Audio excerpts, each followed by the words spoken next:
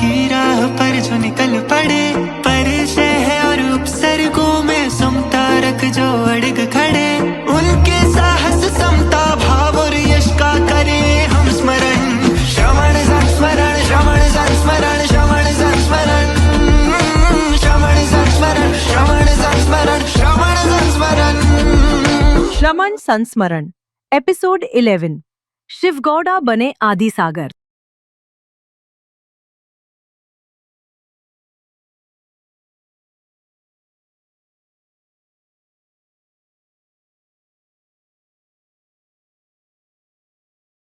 यथा यथा सम्याति सम्मतो तत्वमुत्तमं तथा तथा नरोच्यन्ते विषया सुलभापि। अर्थात जैसे जैसे उत्तम तत्व रूप आत्मा का अनुभव होने लगता है, वैसे वैसे आसानी से प्राप्त होने वाले विषय भोग भी ज्ञानी को नहीं रुचते। उसे अब विषय भोग अच्छे न लगकर निज आत्मा में ही आनंद आता है। वह हमेशा अंतर्मुख बना रहता है। आत्मा और शरीर की भिन्नता को समझते हुए मुनियों के मूल गुणों से लेकर संलेखना तक की संपूर्ण क्रिया को आगम के माध्यम से जान रहे थे। मुनियों के विशेष कर्म निर्जरा के कारण भूत, 10 धर्म, 12 अनुप्रेक्षा, 22 परिचय, 3 गुप्तियां, 12 प्रकार के तप आदि संवर और निर्जरा के भेद प्रभेदों का विस्तृत व्याख्यान भी समझ रहे थे। वो तो राग द्वेष को छोड़ वैराग की तरफ जाना चाह रहे थे, पर बच्चों को लेकर चिंतित भी थे। आखिर इनके लिए किया क्या जाए? कौन संभालेगा इन्हें? मेरे घर छोड़ने पर इनका क्या होगा? जिस प्रकार प्रत्येक घर का एक द्वार, प्रत्येक रोग का एक निदान होता है, इसका भी कोई न कोई हल जरूर होगा।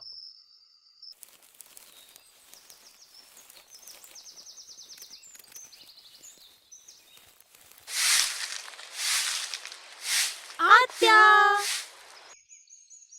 हीरा तवन,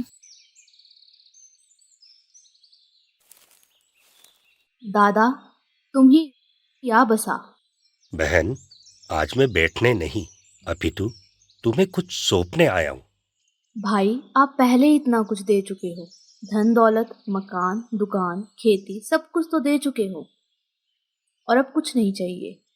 बहन, तुम समझ नहीं रही हो। यूं समझ लो, आज मैं तुम्हें एक नई जिम्मेदारी दे रहा हूं और मुझे यकीन है तुम संभाल लोगी। कहो भैया।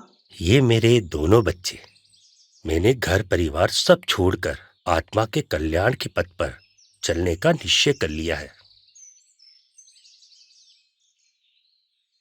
मैं जानती हूँ भाई, ये तुम्हारा निश्चय अटल है।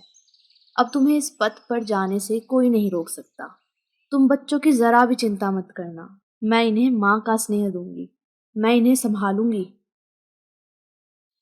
पापा मैं समझ गई, कुछ पाने के लिए कुछ खोना भी पड़ता है। हाँ पापा, जैसे शिव गौड़ा जी ने दीक्षा पाने के लिए अपना परिवार त्याग दिया।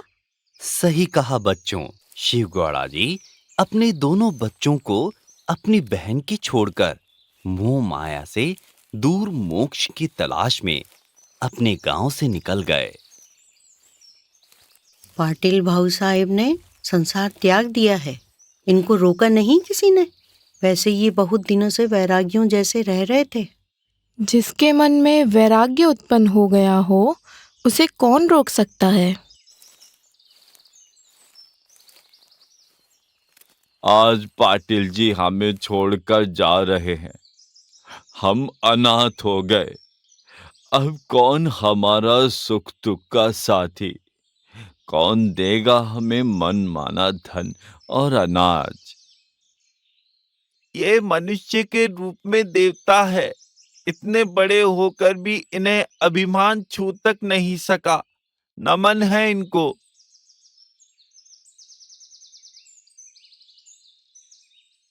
क्या हुआ बच्चों, नींद नहीं आ रही? बुआ, अप्पा की याद आ रही है। अप्पा कहाँ गए? बेटा, भगवान के दर्शन करने गए हैं। इतनी रात को उन्हें जंगल में डर लग रहा होगा। वहाँ तो भालू, बंदर, शेर, हाथी, चीता भी होंगे। तुम्हारे अप्पा इनसे नहीं डरते, वो बहुत साहसी हैं। वो कैसे? उनको एक बार घटसर्प हो गया था। ये घटसर्प क्या होता है? इसमें पेट फूल जाता है, तेज दर्द होता है, भूख ज्यादा लगती है, पेट में जलन भी होती है। बच्चों, एक बार हवेली में काम चल रहा था, तुम्हारे अप्पा दर्द से कराते हुए आए।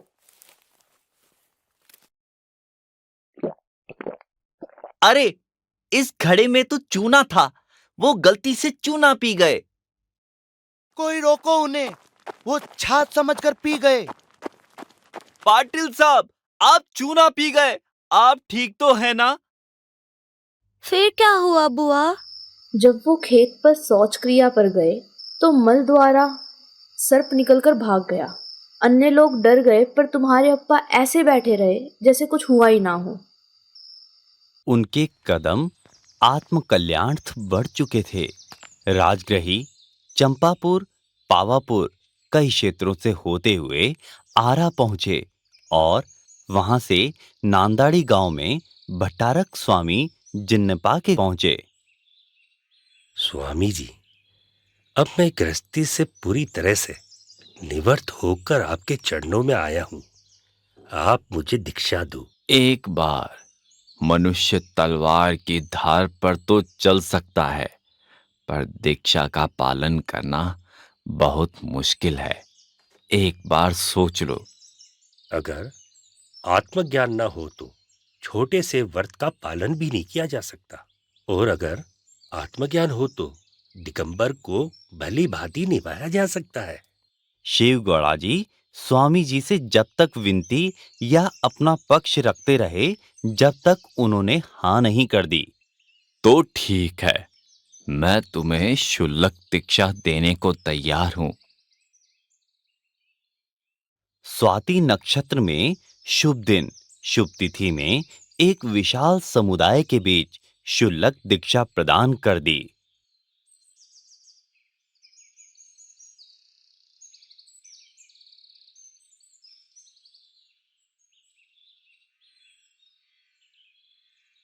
महासाहू, महासाहू, महासाहू दिगंबरा। इस दीक्षा के बाद वे शुल्लक आदि सागर जी के नाम से पुकारे जाने लगे। वे शुल्लक के व्रत पालन करते और हमेशा पद विहार करते।